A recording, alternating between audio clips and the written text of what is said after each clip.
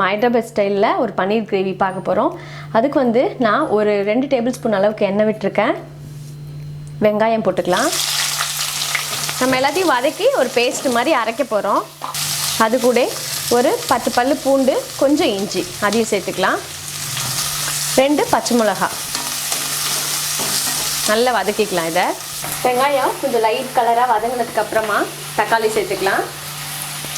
Colour வந்து brown கலரில் மாறிடக்கூடாது. எல்லாமே வந்து ஒரு 3/4 அளவு வதங்கணும். அதே சமயம் கலர் சேஞ்ச் ஆகாமல் பார்த்துக்கணும். பாலக்கீரை நல்லா வாஷ் பண்ணிவிட்டு கட் பண்ணி வச்சுருக்கேன்.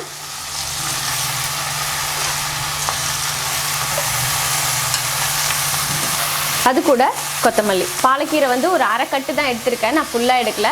ஒரு பாதி அளவுக்கு பாலக்கீரை, ஒரு கை அளவுக்கு கொத்தமல்லி இதையும் சேர்த்து கொஞ்சம் நல்லா வதக்கிக்கலாம்.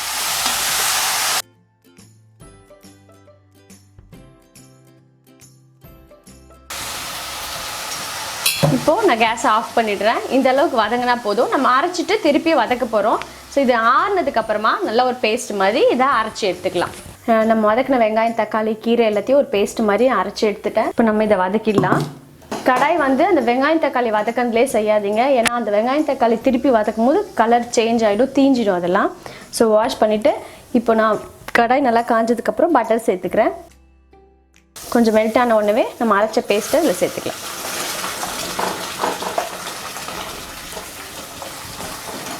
இப்போ நல்லா மிக்ஸி கப்பில் இருந்தது பூரா ஒரு 3/4 டம்ளர் அளவுக்கு தண்ணி சேர்த்து நான் கலந்துட்டு இதில் இதுக்கு தேவையான மசாலா எல்லாம் இப்போ நம்ம சேர்த்துடலாம். பச்சை மிளகாய் 2 போட்டிருக்கோம். 1 ஸ்பூன் மிளகாய் தூள் சேர்க்குறேன்.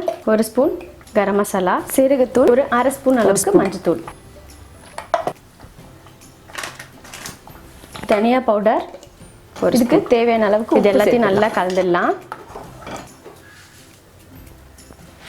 இதெல்லாம் சேர்ந்து ஒரு 5 நிமிஷம் நல்லா கொதிக்கட்டும். இது மூடி போட்டு மூடிடலாம். இப்போ நல்லா 5 நிமிஷம் கொதிச்சதுக்கப்புறமா நம்ம திறந்து பார்த்துடலாம். நடுவில் ஒரு வாட்டி திறந்து கலந்து விடுங்க. இப்போ நான் வந்து கேஸை ஆஃப் பண்ணிடுறேன். ஆஃப் பண்ணிவிட்டு தயிர் வந்து ஒரு 3 ஸ்பூன் தயிர் நல்லா இந்த மாதிரி க்ரீம் மாதிரி எடுத்து வச்சுக்கோங்க. அதை இதில் சேர்த்துக்கலாம். அதையும் சேர்த்து நல்லா மிக்ஸ் பண்ணிவிடுங்க. கொதிச்சுட்டே இருக்கும் போது தயிர் சேர்க்காதீங்க, ஒரு மாதிரி திரியாக ஆகிடும். ஸோ இப்போ இந்த ஸ்டேஜில் சேர்க்கணும். தயிர் சேர்த்து கலந்ததுக்கு அப்புறமா கேஸ் ஆன் பண்ணிக்கோங்க.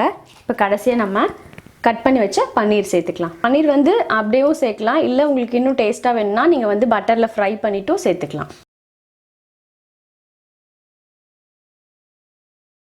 பன்னீர் சேர்த்தாச்சு. இப்போ பன்னீர் சேர்த்ததுக்கப்புறமா ரொம்ப நேரம் இல்லை, ஒரு 1 அளவுக்கு கொதிச்சா போதும்.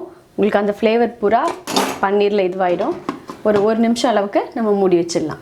இப்போ வந்து நம்ம 1 நிமிஷம் ஆயிடுத்து பன்னீர் சேர்த்ததுக்கப்புறம் திறந்து பார்த்துடலாம். இந்த அளவுக்கு கொதிச்சா போதும். கடைசியாக கொஞ்சமாக வந்து கஸ்தூரி மேத்தி 1 ஸ்பூன் அளவுக்கு எடுத்து நல்லா கசக்கிட்டு சேர்த்துக்கோங்க. அதில் கொஞ்சமாக சேர்த்தா போதும், நிறைய சேர்க்கக்கூடாது. கடைசியாக மேலே கொஞ்சம் பட்டர், இது எல்லாத்தையும் சேர்த்து ஒன்றா மிக்ஸ் பண்ணிடலாம். இப்போ நான் கேஸை ஆஃப் பண்ணிடுறேன். சூப்பராக நம்மளோட ஹைதராபாத் ஸ்டைலில் பன்னீர் கிரேவி ரெடி ஆகிடுது.